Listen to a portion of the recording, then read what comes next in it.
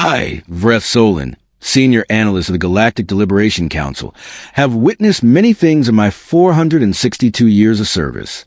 I have watched star systems negotiate their borders. I have seen warlords weep at the table. I have watched species beg, grovel, posture, and occasionally explode, both figuratively and once quite literally. But never, not once in all those centuries, had I ever expected to spend an entire Tuesday afternoon being genuinely terrified of a single human finger. Let me back up. The humans arrived on the morning of the 30th convening of the Greater Orinthian Accord. They were, by all measurable standards, absurdly underprepared. Our intelligence reports confirmed it. 3 delegates. 3. When the Vord Dominion sends 47. When the Pollution High brings a delegation, so large they require their own shuttle bay. The humans sent 3 people in what appear to be, and I cannot stress this enough, matching gray coats. Their names were Delegate Ren Solis, Subdelegate Tobias Kale, and the one who would eventually cause 3 council members to personally revise their wills, Chief Negotiator Adra Voss. Adra Voss was a small woman by human standards. Brown skin, silver hair pulled back with what appeared to be a mechanical clip, and eyes that had the unsettling quality of someone who had already read the last page of the book you were currently holding. She walked into the grand deliberation hall of Orinthia Prime, looked up at the towering, multi-tiered amphitheater filled with 612 representatives of the known galaxy, and smiled. Not a nervous smile, not a diplomatic, teeth showing, please do not eat us smile. The kind of smile that says, oh good, you are all here. Council Elder Pravithon, who have presided over this body for longer than most species have had writing systems, welcomed them with a traditional opening of acknowledgement, which is a 40-minute ceremonial speech designed, I have always suspected, to make newcomers feel small. Every newly admitted species goes through it. The words are technically a welcome. The tone is unmistakably, you are adorable and we tolerate you. When Pravithon finished, the hall applauded in the traditional Orinthian fashion, which involves a low, resonant hum produced by vibrating secondary throat membranes. It sounds like a ship engine warming up. It is meant to be intimidating. It is, in fact, very intimidating. Adra Voss waited for the hum to finish. Then she walked to the central podium, adjusted the microphone with 2 fingers, and said in perfectly accented Orinthian standard, thank you. I will be brief. The hall laughed. Not politely. Not softly. The hall laughed the way you laugh at something that does not understand the situation it is in. The Vorth contingent in the upper tier actually made their clicking sound, which is their equivalent of pointing and snickering. Ambassador Gelf of the Pollution Hive whispered something to his nearest cluster member, and the entire cluster rippled with amusement. I, sitting at my analyst console on the 3rd tier, wrote in my notes, humans appear to be unaware of standard proceedings duration. Expected session, 14 hours. Ren Solis, standing 2 steps behind Voss, leaned slightly toward Tobias Kale and whispered something. Kale pressed his lips together very firmly. Later, when I reviewed the audio recordings, I would discover he was whispering, do not laugh, Tobias. Do not laugh, absolutely do not laugh. He did not laugh. Barely. Voss let the laughter finish. She did not look embarrassed. She did not look annoyed.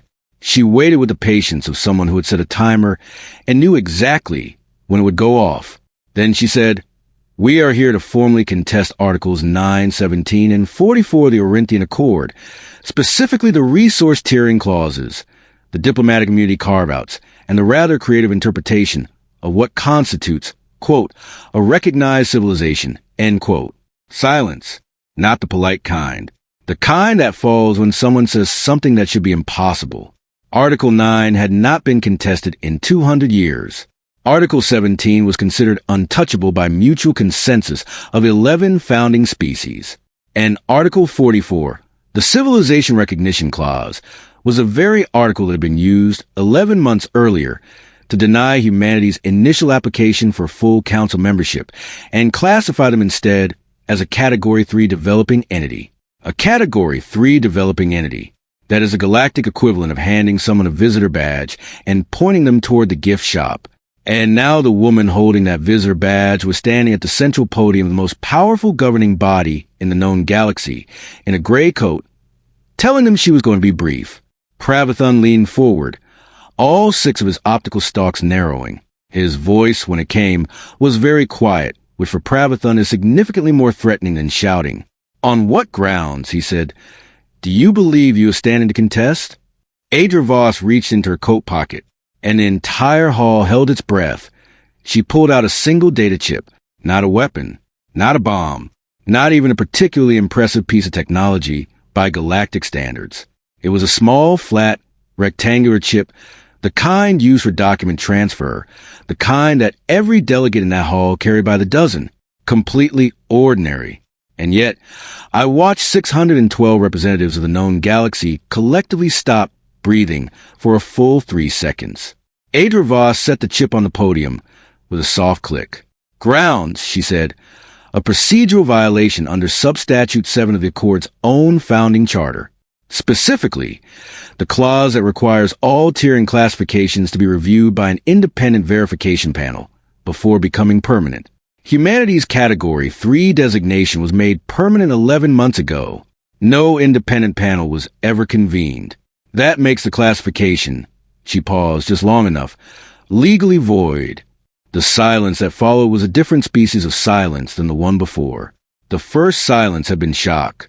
This one was the sound of 612 very powerful beings doing rapid calculations and arriving at answers they did not like. I was doing the same calculation. She was correct. I checked the founding charter in my console database in approximately 4 seconds. Substatute 7, Article 2, Paragraph 9. Plain as anything. It had been there for 300 years, largely ignored because the verification panel requirement had never been enforced, because no species had ever bothered to read that far into the footnotes of a 3-century-old legal document, and because, frankly, who was going to make them? Apparently, a small woman in a gray coat was going to make them. Ambassador Gelf of the Pollution Hive rose from his seat. His cluster members rustled behind him. "This is a procedural technicality," he announced, loud enough to fill the hall. The spirit of the classification was clear. The intent was ratified by consensus. Consensus of whom? Voss asked. Her voice was perfectly conversational, like she was asking about whether of the founding species. "Humanity is not a founding species," she agreed pleasantly, "which is why we were not consulted, which is why the independent panel, whose entire purpose is to represent non-founding species in classification disputes, was legally required, which is why," she tapped the chip once with one single finger, "it did not happen." Geltha's cluster members rippled, not with amusement this time. Ren Solis, to his credit, was now staring at the ceiling with tremendous focus, as though the architectural detail directly above him was the most fascinating thing he had ever encountered in his professional career. Tobias Kale had produced a small notebook and appeared to be writing something. I would later learn he was writing the single word, beautiful, repeatedly, for an entire page. Pravathun raised one long, segmented hand, and the hall went quiet again. "Even if we accept your procedural argument," he said, and the way he said "if" was doing a great deal of heavy lifting, "the practical outcome remains unchanged. Humanity does not yet meet the threshold criteria for full council membership, technology index, territorial governance, interstellar infrastructure, all fall below the required standard." Voss nodded slowly. "Under the current threshold criteria, yes. The criteria are not negotiable. Article 17 says they are," she said. Another silence. This one had texture. "Article 17, Pravathun said carefully, governs threshold revisions for existing members only." "Article 17, Voss replied, pulling up her own display with a single tap, "governs threshold revisions for, and I am reading directly, all recognized entities participating in active diplomatic engagement with the Council." Humanity has been in active diplomatic engagement for 11 months. As a Category 3 entity, we are a recognized entity by the Council's own classification, which makes us eligible for threshold revision petitions under 17, regardless of membership status. The Vor contingent in the upper tier had gone very still. The clicking sounds had stopped entirely. Here's the thing about the Vorith that most species learn too late. They are not cruel. They are not warmongering. They are, at their core, deeply practical. And when something shifts power to room, the Vorth feel before anyone else does. They had stopped laughing 17 minutes ago. They were now watching Adra Voss the way predators watch something they have not yet classified. And Article 44, Pravathun said, his voice now carrying something I had never heard in it before, something very close to caution. You contested Article 44, the Civilization Recognition Clause. Yes, Voss said simply. On what grounds? She smiled again, that same smile from the entrance, the last page of the book smile. On the grounds, she said, that the clause defines a recognized civilization as one demonstrating, quote, the capacity for organized, sustained, multi-generational governance and the documented ability to resolve internal conflict without external intervention, end quote. She looked up at the hall. All 612 representatives. All the hovering optical arrays and sensor clusters and secondary membranes. All of it. We have been doing that for approximately 6,000 years. We have the documents. I brought them. She gestured to the chip. All of them. Tobias Kale, to his eternal credit, did not make a sound, but I saw his shoulders shaking. Pravathun looked at the chip, then at Voss, then at the chip again. The way you look at a door, you were certain was locked. You came here, he said slowly, with the intention of restructuring 3 foundational articles of the Orinthian Accord. I said I would be brief, she replied. I did not say I would be small. What followed was not a debate. It was not a negotiation. It was 11 hours of the most powerful governing body in the known galaxy methodically discovering that a woman with a data chip, a gray coat, and genuinely extraordinary patience had spent 11 months doing their homework better than they had done it in 3 centuries. By the end of the session, Substatute 7 had been formally invoked. An independent verification panel was order convened within 60 days.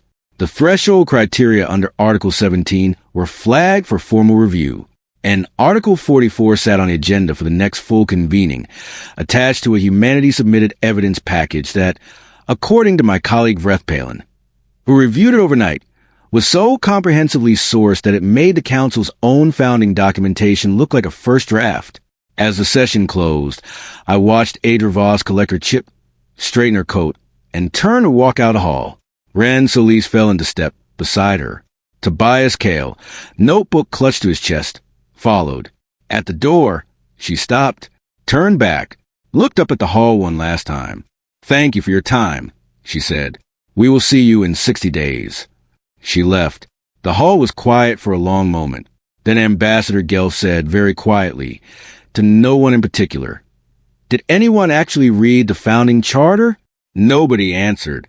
I closed my console, gathered my notes, and began the long walk back to my office, where I would spend the next several hours revising my official threat assessment report on humanity from Category 3, low priority, negligible influence, to something requiring a great deal more thought and significantly more pages.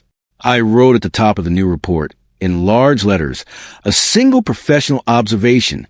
It read, do not laugh at them again.